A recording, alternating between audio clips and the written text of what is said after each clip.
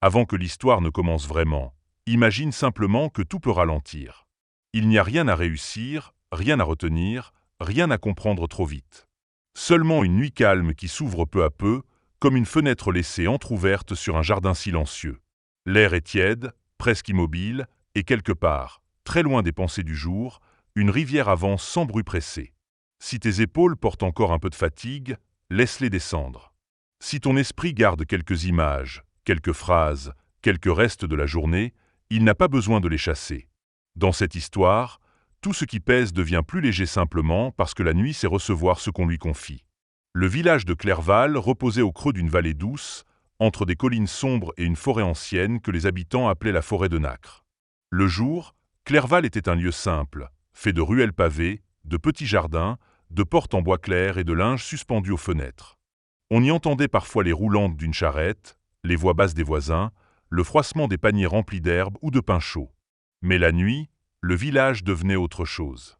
Les maisons semblaient respirer plus lentement. Les toits d'ardoise retenaient la lumière de la lune comme une opale. Les volets clos dessinaient de longues ombres tranquilles sur les murs. Dans les jardins, les fleurs nocturnes ouvraient leurs pétales avec une patience presque invisible, et leur parfum se mêlait à celui de la terre fraîche. Au-delà des dernières maisons, la rivière des songes serpentait entre les pierres rondes. Elle ne chantait pas vraiment. Elle murmurait. Son courant glissait contre les berges avec une douceur régulière, comme une respiration ancienne. Par moments, une feuille se détachait d'un saule, touchait l'eau sans bruit, puis partait lentement vers l'ombre plus profonde de la forêt. Dans ce calme, les grillons tissaient une musique discrète. Le vent passait parfois dans les branches, si légèrement qu'on aurait pu croire que les arbres remuaient dans leur sommeil. Rien n'heurtait l'oreille. Rien ne demandait d'attention. Chaque son semblait déposé là pour accompagner ceux qui se laissaient porter. Et cette nuit-là, lorsque la dernière lampe du village devint plus faible derrière un rideau, une toute petite lumière s'éveilla près de la rivière. Elle apparut d'abord entre deux roseaux, si fine qu'on aurait pu la prendre pour un reflet oublié par une étoile. Sa lumière n'était pas vive. Elle n'éblouissait jamais.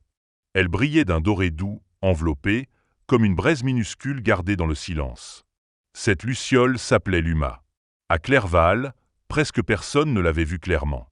Certains habitants racontaient seulement qu'au bord du sommeil, quand les pensées restaient encore accrochées au front, une lueur chaude passait parfois près des fenêtres. Elle ne frappait pas aux vitres. Elle ne réveillait personne. Elle venait simplement rappeler aux esprits fatigués que la nuit était là, vaste et bienveillante, prête à accueillir ce qu'il n'avait plus besoin de porter. Luma ne guidait pas avec des mots. Elle guidait avec sa présence. Son vol était lent, régulier, presque méditatif. Elle montait parfois de quelques centimètres, redescendait, attendait, puis reprenait son chemin comme si elle connaissait le rythme exact de chaque respiration. Là où elle passait, les ombres semblaient moins épaisses, les herbes plus souples, l'air plus tendre. Ce soir-là, la petite luciole demeura un instant au-dessus d'une pierre humide. La lune dessinait sur la rivière de longs rubans argentés, et le courant les dépliait doucement vers l'aval. Luma regarda ses reflets comme on écoute une invitation ancienne. Dans le monde de Clerval, les lucioles des songes s'éveillaient seulement lorsque quelqu'un, quelque part, avait besoin de retrouver le chemin intérieur du repos. Elle ne forçait rien. Elle ne chassait pas les pensées. Elle ne fermait pas les paupières à la place des rêveurs. Elles accompagnaient. La rivière des songes savait déjà où mener les pas. Elle recueillait les restes du jour, les petits soucis, les paroles qui revenaient encore, les gestes qu'on aurait voulu faire autrement. Puis, avec la lente patience de l'eau, elle les transformait en images plus douces. Une inquiétude devenait une feuille flottante. Une fatigue devenait une brume légère. Un souvenir trop vif devenait un reflet que la lune pouvait calmer. Luma agita ses ailes, presque sans bruit. Un battement délicat, plus léger que le froissement d'un fil de soie, accompagna le murmure de la rivière. Autour d'elle, les roseaux inclinèrent leurs tiges sous le souffle du vent. Les grillons poursuivirent leur chant discret, et la forêt, au loin, semblait écouter. Alors la luciole s'éleva lentement au-dessus de l'herbe humide. Elle ne se pressait pas. Sa lumière avançait par petites pulsations tranquilles, dorant le bord des feuilles, caressant les gouttes de rosée, effleurant les pierres de la berge. Le village dormait presque entièrement, mais pas tout à fait. Quelque part, derrière une fenêtre encore ouverte, une présence demeurait éveillée, et Luma sentit cet appel fragile comme une note douce au-dessus de l'eau. Portée par le murmure régulier de la rivière, Elle quitta les roseaux et glissa vers les premières maisons de Clerval, tandis que sa lumière traçait dans l'air un chemin calme, encore suspendu entre la nuit et le rêve. Encore suspendu entre la nuit et le rêve, le chemin de lumière avançait lentement au-dessus des herbes basses. Luma suivit la courbe de la rivière jusqu'au petit pont de pierre qui reliait les jardins aux premières ruelles du village. Ses ailes battaient avec une douceur si fine qu'elle semblait plutôt déplacer le silence que l'air lui-même. Sous elle, l'eau continuait son murmure tranquille, glissant entre les pierres rondes avec cette patience profonde que seules les rivières connaissent. Le pont était couvert d'une légère humidité. La lune y posait une lueur pâle, presque bleue. Quelques mousses brillaient discrètement entre les fissures, et une feuille de saule, portée par le vent, vint se poser sur le bord avant de repartir plus loin, sans bruit. Luma passa sous l'arche basse du pont, puis remonta doucement vers la rue principale de Clerval. À cette heure, tout était calme. Les enseignes de bois dormaient au-dessus des portes. La petite boulangerie, qui sentait encore un peu la farine chaude et la croûte dorée, gardait ses volets fermés. Devant la maison du potier, quelques bols laissés à sécher reflétaient la lune comme de petites mares immobiles. Les pierres de la rue retenaient la fraîcheur de la nuit, et le vent léger les parcourait comme une main lente. La luciole connaissait ces ruelles. Elle les traversait souvent lorsque le village relâchait enfin les derniers gestes du jour. Elle avait vu les fenêtres s'éteindre une à une, les pas devenir rares, les voix se fondre dans les murs, puis le sommeil descendre comme une couverture invisible sur les toits. Mais cette nuit-là, Clerval n'était pas complètement endormi. Luma le sentait. Ce n'était pas un bruit. Ce n'était pas une plainte. C'était plutôt une vibration légère, presque imperceptible, comme un fil tendu dans l'air. Une présence éveillée, quelque part, gardait encore ses pensées ouvertes. La petite lumière dorée ralentit. Elle flotta un instant devant une fontaine silencieuse, où un mince filet d'eau tombait goutte après goutte dans un bassin de pierre. Chaque goutte formait un cercle, puis un autre, puis encore un autre, jusqu'à ce que l'eau redevienne lisse. Luma sembla écouter ce rythme, comme si la fontaine lui indiquait la direction. Puis elle reprit son vol vers une ruelle plus étroite, bordée de maisons aux murs clairs. Là, une fenêtre restait entr'ouverte. Une seule. Derrière le rideau léger, une lampe brûlait encore très faiblement. Dans cette maison vivait Elaya. Le jour, elle tissait des couvertures fines, des étoffes de lin, des voiles légers que les habitants de Clerval suspendaient parfois à leurs fenêtres pour adoucir la lumière. Ses mains savaient créer des motifs simples et harmonieux, des lignes semblables aux vaguelettes de la rivière, des courbes rappelant les branches du saule, de petites formes rondes comme des lunes en sommeil. Mais ce soir-là, ses mains reposaient immobiles sur ses genoux. Elaya était assise près de la fenêtre ouverte, enveloppée dans un châle souple. La pièce autour d'elle était paisible. Une table de bois clair portait une bobine de fil, une tasse d'infusion refroidie et un morceau d'étoffe à moitié terminé. La lampe, posée près du mur, diffusait une lumière basse, dorée elle aussi, mais plus fatiguée que celle de Luma. Elaya n'était pas triste. Elle n'était pas inquiète comme on l'est devant un grand danger. C'était plus discret que cela. Son esprit était simplement resté éveillé alors que son corps, lui, demandait le repos. Des pensées ordinaires passaient en elle, l'une après l'autre. Une parole échangée dans la matinée. Une tâche qu'elle avait remise au lendemain. Le souvenir du vent dans les draps suspendus. Le visage d'une voisine qui lui avait souri. Rien de lourd, rien de grave, mais tout cela formait comme des fils emmêlés au bord de son sommeil. Elle inspira lentement. Depuis sa fenêtre, elle entendait le village respirer. Au loin, le murmure de la rivière des songes arrivait par vagues très douces. Les grillons chantaient dans les jardins. Une branche effleurait parfois le mur extérieur avec un froissement léger. Ces sons auraient dû suffire à l'endormir, mais ses pensées continuaient de tourner, lentes et obstinées, comme une roue qui n'avait pas encore trouvé le repos. Alors une lueur passa devant la fenêtre. Elaya ne sursauta pas. La lumière était trop douce pour surprendre. Elle entra à peine dans la pièce, glissant sur le rebord de bois, caressant la tasse, le fil, le bord de l'étoffe. Elle ne demandait rien. Elle semblait seulement offrir un point où poser le regard. Elaya suivit cette lueur des yeux. Luma flottait juste au dehors, devant le rideau qui bougeait très lentement dans l'air nocturne. Sa lumière palpitait avec régularité, comme un cœur minuscule accordé au rythme de la rivière. À chaque pulsation, la pièce paraissait devenir plus calme. La table, les murs, les objets familiers perdaient leur netteté de journée pour entrer dans une douceur plus profonde. Elaya posa une main sur le rebord de la fenêtre. La fraîcheur de la nuit toucha ses doigts. Elle sentit l'odeur de la terre, celle des feuilles, et, plus loin, l'humidité paisible de la rivière. Sans vraiment décider, elle se leva. Le châle glissa un peu sur ses épaules. Ses pas furent lents sur le plancher, puis sur les dalles fraîches de l'entrée. La porte s'ouvrit sans bruit. Dehors, la ruelle semblait attendre. Luma s'éloigna juste assez pour inviter Elaya à la suivre, sans jamais la presser. Sa petite lumière dorée avançait entre les murs bleutés, vers le bas du village, là où l'on entendait mieux le courant. Elaya franchit le seuil, respira l'air nocturne plus profondément, puis fit quelques pas dans la ruelle, tandis que la lueur de Luma descendait déjà vers les jardins et que le murmure de la rivière devenait, à chaque instant, un peu plus proche. Et que le murmure de la rivière devenait, à chaque instant, un peu plus proche, Elaya continua d'avancer derrière la petite lumière dorée. Ses pas étaient lents, presque silencieux. Les pierres fraîches de la ruelle semblaient garder la mémoire de la nuit. Autour d'elle, les maisons dormaient profondément, fenêtres closes, rideaux immobiles, seuil tranquille.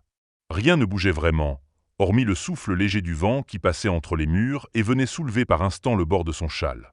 Luma volait devant elle, ni trop loin ni trop près. Sa lueur avançait comme une pensée paisible, dessinant sur les façades de brèves caresses d'or pâle. Par moments, elle descendait près du sol, effleurait une touffe d'herbe poussée entre deux pavés, puis remontait doucement, comme pour rappeler à Elaya que le chemin n'avait pas besoin d'être compris, seulement suivi. La ruelle s'élargit bientôt sur les jardins du bas de Clerval. Là, les clôtures basses étaient couvertes de liserons endormis. Les herbes hautes retenaient des perles de rosée, et chaque goutte semblait contenir une étoile minuscule. Quelques lavandes tardives diffusaient encore leur parfum calme. Un banc de bois reposait sous un pommier, et les fruits ronds, presque noirs dans l'ombre, pendaient sans bruit parmi les feuilles. Elaya ralentit un peu. Le monde qu'elle connaissait le jour paraissait changer sans être étranger. Tout était à sa place, mais tout semblait plus doux. Les outils oubliés contre un mur, la corde tendue entre deux poteaux, les pots de terre posés près des portes. Chaque objet avait perdu sa fonction pressée. Il n'y avait plus rien à faire avec eux. Ils existaient simplement dans la nuit, calmes, immobiles, libérés du mouvement du jour. Alors Elaya sentit quelque chose se dénouer en elle. Ce n'était pas une grande révélation. Plutôt un relâchement discret, comme lorsqu'un fil trop serré retrouve enfin un peu de souplesse. Les pensées qui tournaient encore dans son esprit ne disparurent pas. Elles devinrent seulement moins nettes, moins insistantes. Une parole du matin se transforma en simple écho. Une tâche du lendemain s'éloigna comme une barque qu'on laisse dériver. Un souvenir sans importance glissa derrière elle, porté par le vent. Au-delà des jardins, la terre remplaçait les pierres. Le chemin descendait vers la rivière des songes, puis remontait doucement vers la lisière sombre et argentée de la forêt de nacre. Luma s'arrêta un instant au-dessus d'un bouquet d'herbes sauvages. Sa lumière dorée se mêla au bleu de la lune, et les deux clartés dessinèrent sur le sol un passage presque invisible.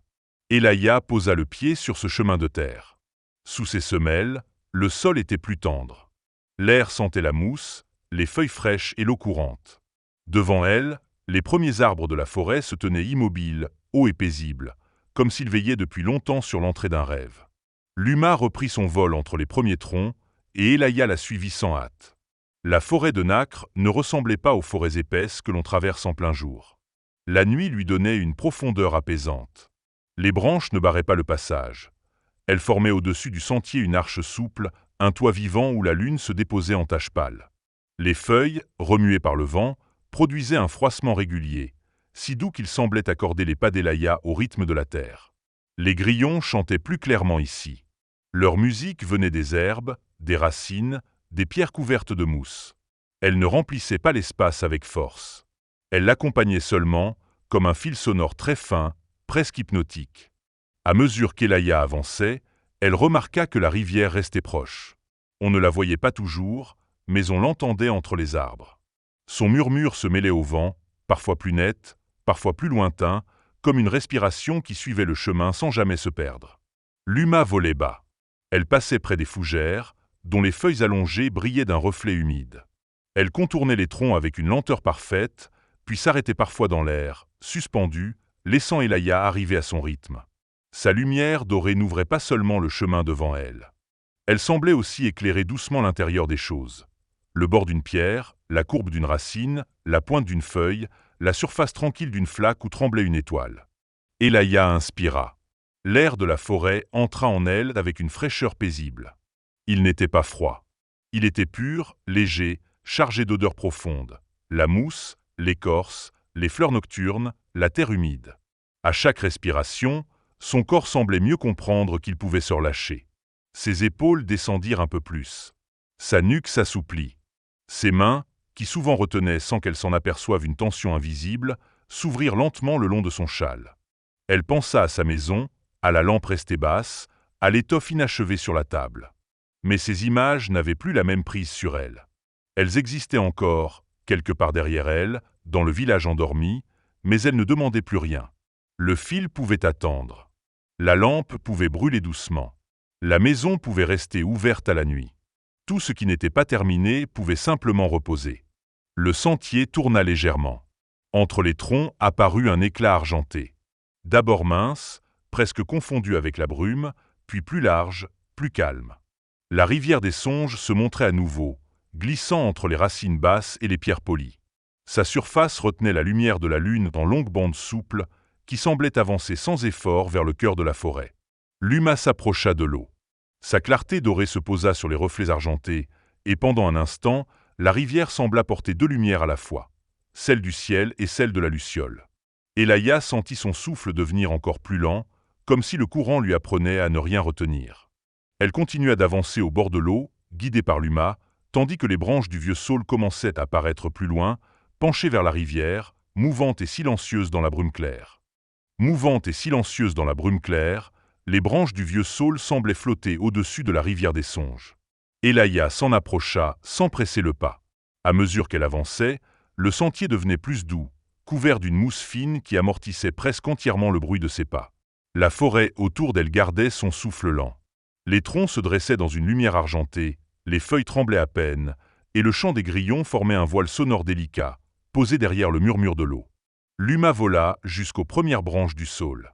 Sa lumière dorée se glissa entre les longues feuilles pendantes, qui descendaient vers la rivière comme des rubans vivants. Elle bougeait doucement dans le vent nocturne, s'effleurant les unes les autres avec un froissement si léger qu'il ressemblait à un chuchotement.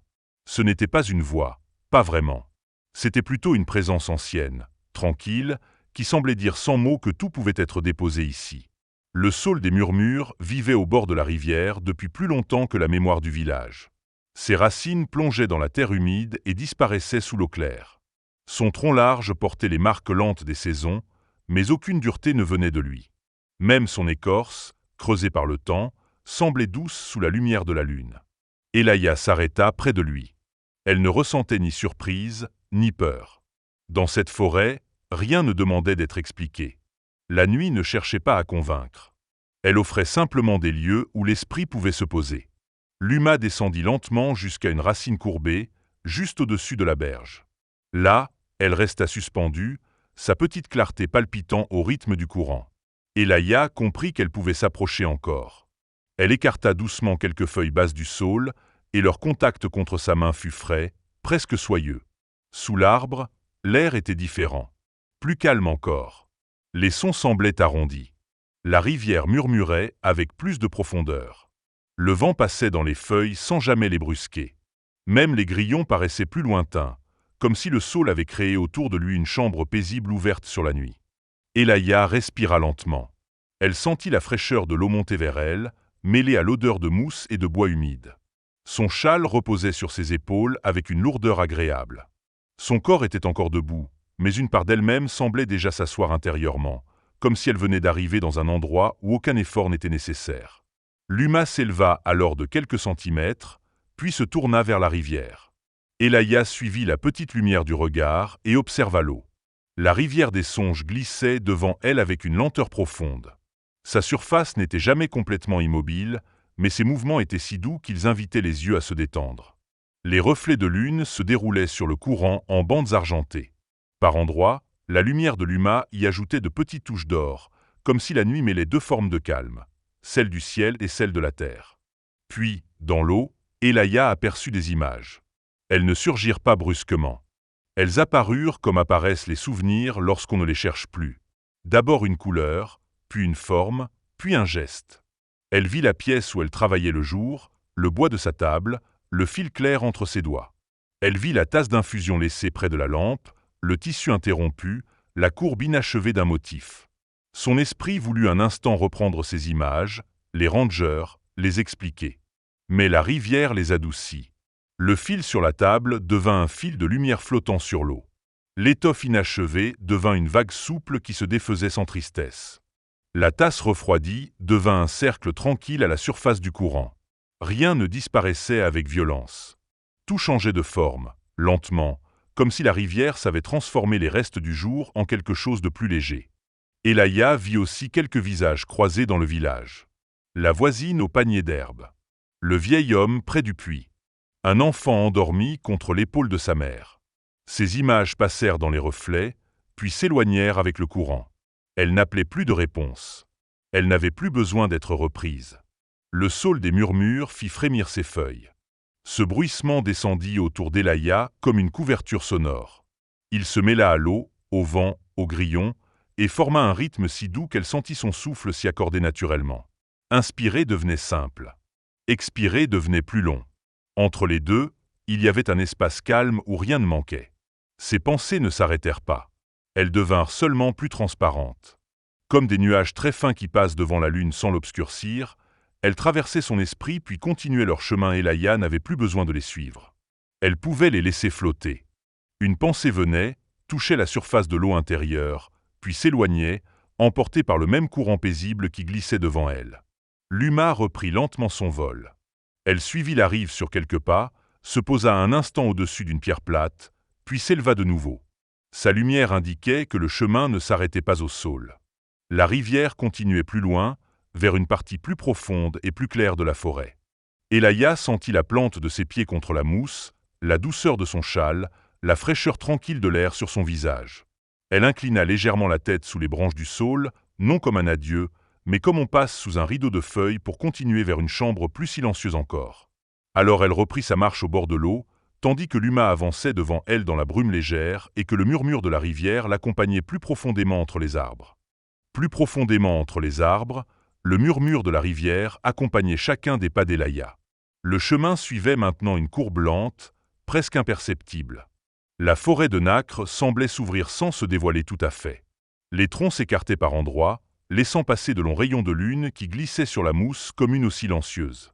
À d'autres moments, les branches se rapprochaient au-dessus du sentier, et la nuit devenait plus douce encore, comme si elle enveloppait Elaya dans un tissu frais et léger. L'Uma avançait toujours devant elle. Sa lumière ne traçait plus seulement un point doré dans l'air. Elle semblait répondre au reflet de la rivière. Quand le courant brillait d'un éclat argenté, l'Uma palpitait doucement. Quand l'eau passait dans l'ombre d'une racine, sa lueur devenait un peu plus chaude, comme une petite lampe gardée au creux d'une main invisible. Elaya remarqua que le bruit de ses pensées s'était presque dissous. Il restait en elle quelques images, mais elle n'avait plus de contours précis. La table de sa maison, le tissu, la lampe, la ruelle, tout cela flottait loin derrière, comme des choses vues à travers une fenêtre embuée. Elle ne cherchait plus à les retenir. Elle avançait simplement, portée par l'air nocturne, par le rythme de l'eau, par le froissement lent des feuilles. La rivière, elle, changeait peu à peu. Son cours devenait plus large. Les pierres se faisaient plus rares. Le murmure de l'eau, au lieu de s'éparpiller en petits mouvements contre les berges, prenait une profondeur plus lisse, plus continue. On aurait dit que le courant cessait de raconter le jour pour entrer dans une forme de silence liquide. Le vent passa doucement entre les arbres. Quelques feuilles se détachèrent et tournoyèrent sans hâte avant de toucher l'eau. Elles ne furent pas emportées rapidement. Elles glissèrent en cercle lent, comme si la rivière elle-même ralentissait pour les accueillir. L'Uma descendit près de l'une d'elles, et sa lumière dorée se posa un instant sur la feuille sombre avant de se refléter à la surface. Elaya suivit ce reflet du regard. Alors, entre les troncs, elle aperçut une clarté plus vaste. Ce n'était pas encore un lieu distinct. D'abord seulement une pâleur diffuse, posée au ras du sol. Puis cette pâleur grandit, devint plus ronde, plus calme, jusqu'à ce que le sentier débouche sur une clairière ouverte au cœur de la forêt. Là reposait le lac de Lune. Le lac de Lune était si paisible qu'Elaya ralentit, encore sans s'en rendre compte. L'eau ne semblait presque pas bouger. Elle était lisse, profonde, claire, comme si un morceau entier du ciel nocturne s'était déposé au milieu de la forêt. La lune y brillait avec une netteté douce, entourée d'étoiles tremblantes. Pourtant, Rien n'était froid dans cette lumière. Elle avait la tendresse d'un drap frais, la douceur d'un silence partagé. Autour du lac, les herbes hautes ployaient légèrement sous la rosée. De petites fleurs nocturnes s'ouvraient près de la berge, leurs pétales pâles tournés vers le ciel. Leur parfum était très léger, presque imperceptible, mais il donnait à l'air une impression de repos profond, comme une chambre que l'on aurait préparée longtemps avant l'arrivée de quelqu'un. L'Uma vola au-dessus de l'eau. Son reflet apparut aussitôt à la surface, puis un second, puis un autre encore. Le lac ne reflétait pas seulement ce qui se trouvait au-dessus de lui. Il semblait multiplier les lumières calmes, les rendre plus douces, les étendre sans bruit dans la nuit. Bientôt, des dizaines de petites lueurs dorées tremblèrent autour du reflet de la lune, comme si le ciel et la luciole respiraient ensemble. Elaya resta au bord du lac. Elle sentait son corps devenir plus lourd, mais cette lourdeur n'avait rien de pénible. C'était la lourdeur agréable de quelqu'un qui n'a plus besoin de se tenir prêt. Ses épaules étaient basses. Ses mains reposaient naturellement contre son châle. Sa respiration était lente, ample, silencieuse. À chaque expiration, quelque chose quittait doucement son visage, son front, sa poitrine. Le chant des grillons était plus lointain ici. La rivière, arrivée jusqu'au lac, ne murmurait presque plus. Elle entrait dans l'eau immobile avec une discrétion parfaite, comme si elle aussi respectait ce lieu. Le vent ne faisait que toucher le sommet des herbes. Aucun son ne dominait. Tout accompagnait. Puis, de l'autre côté du lac, la brume commença à bouger. Elle ne se leva pas brusquement. Elle s'éclaircit par couches lentes, laissant apparaître une pente douce couverte d'herbe argentée. Des formes rondes se dessinèrent dans la lumière. Des buissons bas, des fleurs pâles, des pierres lisses, un sentier presque invisible qui montait entre elles. L'air semblait plus clair là-bas, plus léger, comme si chaque chose y avait oublié le poids du jour. L'Uma traversa lentement le lac. Elle ne toucha pas l'eau. Elle glissa juste au-dessus de la surface, suivie par ses reflets dorés qui ondulaient à peine. Elaya comprit, sans qu'aucune parole soit nécessaire, que le chemin continuait de l'autre côté, vers ce lieu qui apparaissait peu à peu dans la brume. Le jardin du sommeil clair était là. Il ne ressemblait pas à un endroit que l'on atteint par effort. Il semblait plutôt venir à la rencontre de celui qui était assez calme pour le voir. Ses contours se dessinaient lentement, toujours plus doux, toujours plus accueillants. Les fleurs nocturnes y brillaient sans éclat, l'herbe semblait garder la lumière de la lune, et le silence y avait une profondeur paisible. Elaya posa un pied sur les pierres plates qui traversaient le bord du lac. Elles étaient fraîches sous ses semelles, stables, légèrement humides. L'Uma l'attendait plus loin, suspendue devant la première arche de brume. La jeune femme avança avec lenteur, pierre après pierre, tandis que le reflet de la lune tremblait autour de ses pas et que la lumière dorée de la luciole l'appelait doucement vers l'herbe argentée du jardin. Vers l'herbe argentée du jardin, Elaya continua d'avancer, guidée par la petite lueur de l'Uma. À chaque pas, les pierres plates semblaient devenir plus douces sous ses pieds. Le lac de lune restait derrière elle, calme et brillant, mais son reflet l'accompagnait encore, comme si une partie de cette lumière s'était posée sur son châle, sur ses mains, sur son souffle. L'eau ne faisait presque plus de bruit. Elle respirait à peine, vaste et tranquille, dans le silence de la clairière. Quand Elaya atteignit l'autre rive, la brume s'ouvrit sans se déchirer. Elle entra dans le jardin du sommeil clair. Là, tout semblait plus lent. L'herbe argentée ondulait faiblement sous un vent si léger qu'il ressemblait davantage à une caresse qu'à un mouvement de l'air. Les fleurs nocturnes inclinaient leurs corolles pâles vers le sentier. Certaines portaient une goutte de rosée au centre de leurs pétales, et chaque goutte reflétait une étoile minuscule.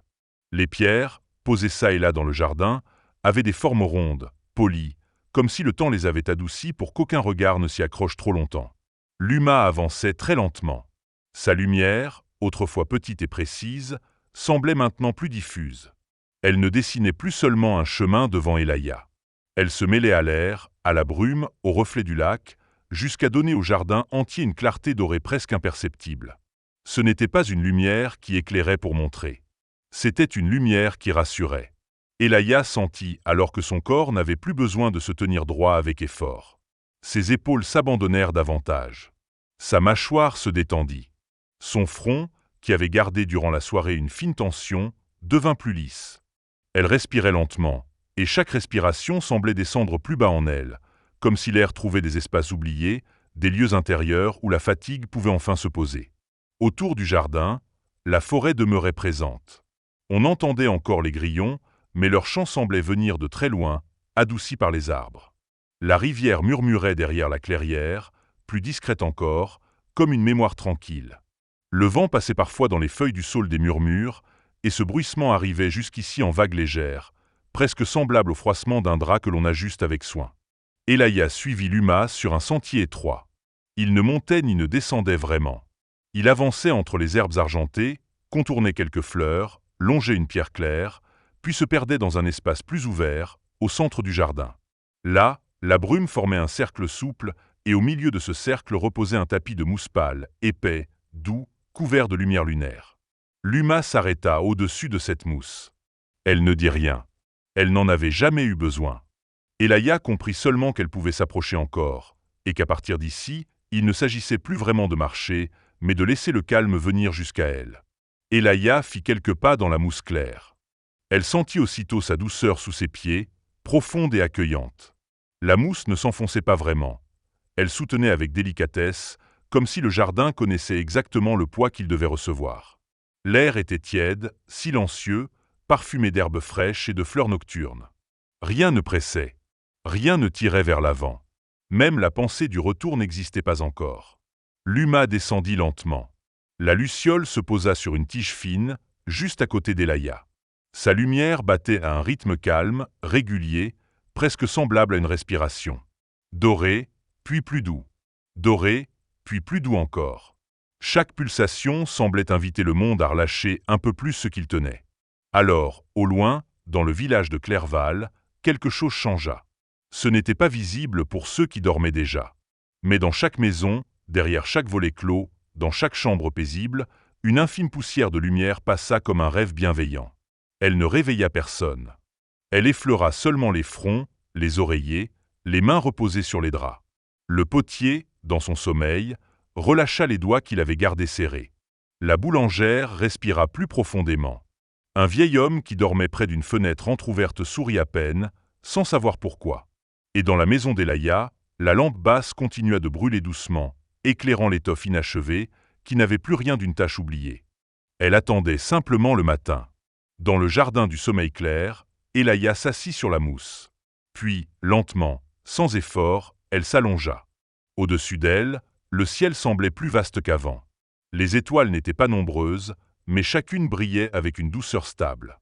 La lune, posée au-dessus des arbres, versait sur le jardin une lumière calme. Elaya sentit la mousse soutenir son dos, ses épaules, ses bras. Son châle l'enveloppait avec chaleur. Ses paupières devinrent lourdes, non par fatigue, mais parce que le repos venait naturellement, comme la nuit vient lorsque le jour a fini de parler. La rivière murmurait encore. Le vent passait dans les feuilles. Les grillons chantaient plus loin. Luma veillait. La petite luciole ne demandait rien à Elaya. Elle restait simplement près d'elle, posée sur sa tige fine, laissant sa lumière devenir de plus en plus douce. À chaque battement doré, le jardin semblait respirer avec elle. À chaque silence entre deux battements, le monde semblait s'enfoncer un peu plus dans la paix. Elaya sentit ses pensées devenir presque transparentes. Elles passaient encore parfois, comme des reflets lents sur le lac de lune, mais elles ne s'arrêtaient plus. Elles venaient, se posaient un instant, puis glissaient au loin.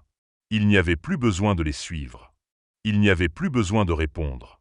Le jour avait rejoint la rivière. La rivière avait rejoint le lac. Le lac avait ouvert le jardin. Et le jardin, maintenant, ouvrait doucement la porte du sommeil. Luma éleva ses ailes une dernière fois. Elle ne quitta pas vraiment Elaya.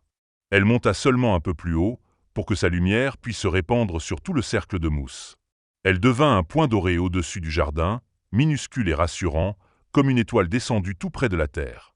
Et tandis que la nuit continuait de respirer autour de Clerval, tandis que la rivière poursuivait son murmure tranquille, tandis que le vent caressait les feuilles et que les fleurs nocturnes demeuraient ouvertes sous la lune, Elaya laissa son souffle s'allonger encore. Plus lentement, plus doucement, comme si chaque expiration l'emmenait un peu plus loin du bruit du jour. Comme si chaque inspiration recevait un peu plus de calme. Et dans la lumière presque éteinte de Luma, au cœur du jardin du sommeil clair, tout devint simple, tendre et silencieux, jusqu'à ce que la nuit puisse continuer son chemin en elle, et que le sommeil vienne, sans effort, la prendre doucement par la main.